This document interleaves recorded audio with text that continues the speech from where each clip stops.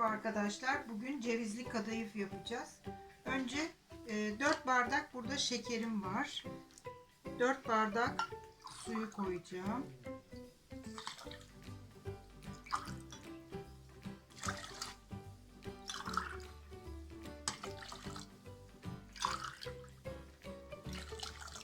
Bunu ateşe koyacağım. Bir dilim de limon atacağım içine. Bu kaynaya dursun. 15 dakika kaynatacağım. Burada yarım kilo kadayıfım var. 250 gram tereyağı, çay bardağının yarısından biraz fazla zeytinyağım var, cevizim var. Şimdi önce burada daha önceden eritip soğuttuğum yağı kadayıfların üstüne döküyorum.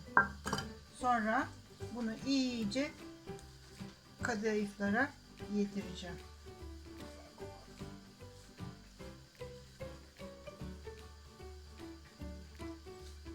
Her tarafı yağlandı. Şimdi böyle bir fincanım var. Kahve fincanı. Önce içine koyuyorum. Cevizden bir kaşık koyuyorum. Üstünü kapatıyorum. İyice bastırıyoruz.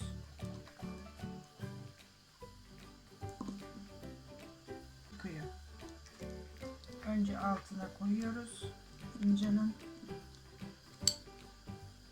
Sonra cevizini koyuyoruz.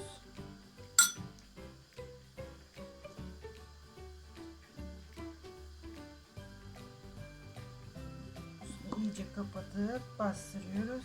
Böyle porsiyon porsiyon yapacağız.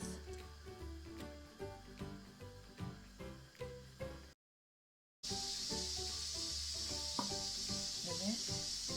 Hepsi bitti. Biraz dinlensin.